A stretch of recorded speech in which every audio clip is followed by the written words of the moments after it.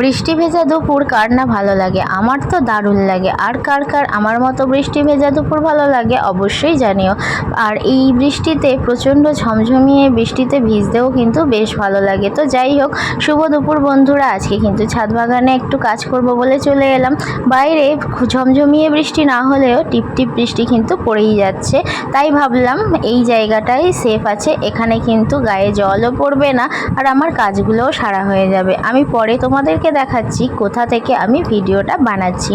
তো চলো আজকের কি কাজ করব সেটাই তোমাদেরকে দেখাই। এই যে দেখো, লঙ্কা গাছগুলো কিন্তু ঝিমিয়ে পড়েছে।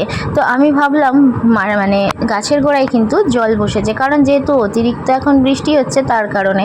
আর এই দিকে দেখো, লঙ্কা গাছের পাতাগুলো কিন্তু কুঁকড়ে গিয়েছে, এর জন্য মেডিসিন দেওয়া হবে, তবে সেটা পরে। আপাতত কিন্তু এই যে গাছগুলো আছে দেখো, এই গাছগুলোকে আমি আজকে একটু কিছু সার দিয়ে দেব, কারণ আর বাইরে যেহেতু বৃষ্টি হচ্ছে তার কারণে কিন্তু আমি এর মধ্যে মানে এইখানটা একটু ছাওয়া আছে, এর মধ্যেই কিন্তু গাছগুলোকে নিয়ে চলে এসেছি, যেহেতু গাছের মাটিটাকে একটু তৈরি করে আবার গাছের গোড়ায় দেওয়া হবে।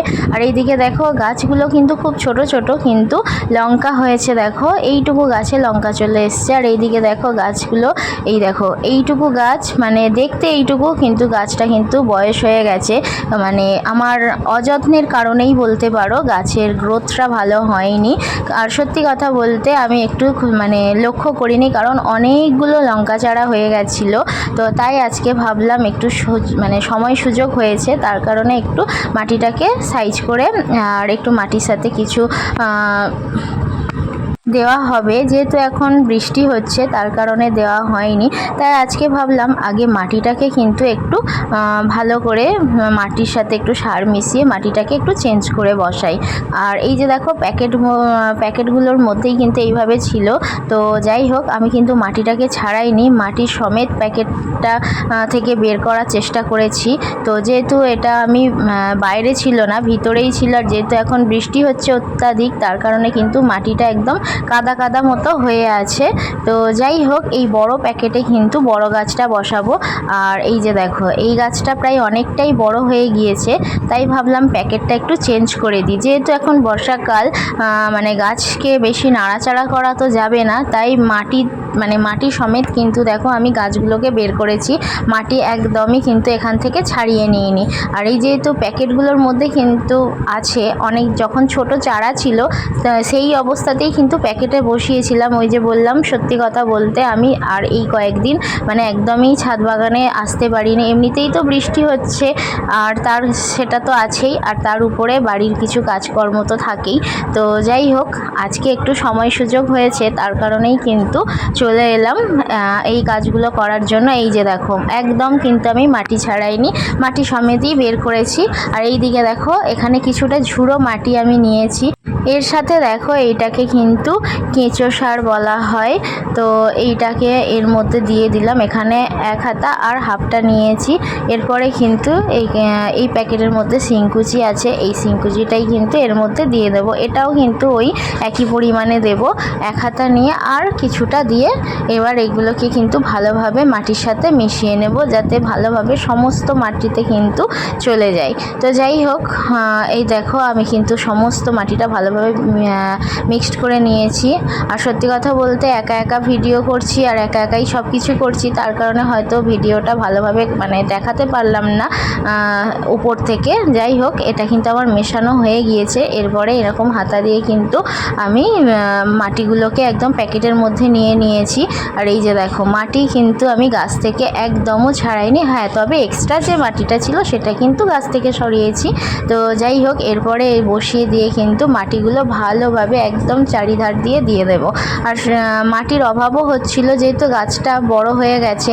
যখন বসিয়েছিলাম তখন তো চারা ছিল, আর এখন গাছটা অনেকটাই বড় হয়ে গেছে, তাই ভাবলাম। আর এই প্যাকেটটা কিন্তু মানে বড় গাছটা ছোট প্যাকেটের মধ্যে ছিল, তার কারণে কিন্তু মাটিরও অভাব হচ্ছিল। আর এখন বর্ষার সময় কিন্তু ঝুড়ো মাটি পাওয়া সত্যিই খুব মানে কষ্টকর মাটি তৈরি করা। আর যেহেতু এখন প্রতিটা মাটি মানে একদম কাদা কাদা হয়ে থাকে, আর বস্তা করে ছাদের মধ্যেই মাটি রাখা ছিল, কিন্তু বৃষ্টির জল পেয়ে সেগুলো মানে একদম কাদা কাদা হয়ে গেছে। আর এই ঝুড়ো মাটিটা কিন্তু আমি মানে ছাওয়ার মধ্যে রেখেছিলাম, যেখানে মানে বৃষ্টির জল না পায়। তো যাই হোক, সেখান থেকেই এই ঝুড়ো মাটিটা নিয়েছি। এখন আর মাটি বিশেষ নেই, যতটুকু মাটি ছিল ওইটুকু মাটি দিয়েই কিন্তু এই দুটো গাছ বসিয়েছি। এনেছিলাম 4টে গাছ এইভাবে মাটি রেডি করব বলে, সার দিয়ে মাটি দেব, কিন্তু হলো না, আর কি করা যাবে।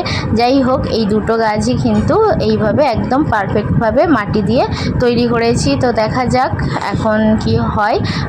যেহেতু অনেকটা দেরি হয়ে গেছে, কারণ আরও আগে এটা করা উচিত ছিল। মানে এর গাছগুলো একদম পাতাগুলো, লঙ্কা গাছের পাতাগুলো কিন্তু একদম কুঁকড়ে গিয়েছে, আর ফুল আসছে, ফুল ঝরে ঝরে চলে যাচ্ছে দেখো। আর ঝুড়ো মাটি কিন্তু একদমই নেই, কিছুটা ছিল, সেইটুকু দিয়েই এই আরও একটা গাছ বসানোর চেষ্টা করছিলাম। কিন্তু কি বলতো, যেহেতু এখন কাদা কাদা মাটিটা হয়ে আছে, ঝুড়ো মাটিটা দিলে অনেকটাই কিন্তু ভালো হতো। তো যাই হোক, যেহেতু ঝুড়ো মাটি এখন নেই, এই কাদা মাটি দিয়েই আপাতত এইভাবে বসিয়ে রেখে দিলাম। কোনো একটা সময় পরে মানে সুযোগ হলে নয়, বৃষ্টিটা একটু ধরে গেলেই মাটি একটু শুকনো করে নিয়েই কিন্তু বাকি গাছ দুটোকে বসিয়ে দেবো। দেখো, এই গাছ দুটো দিয়েছি, বাকি দুটো গাছ কিন্তু এখন বাকি আছে।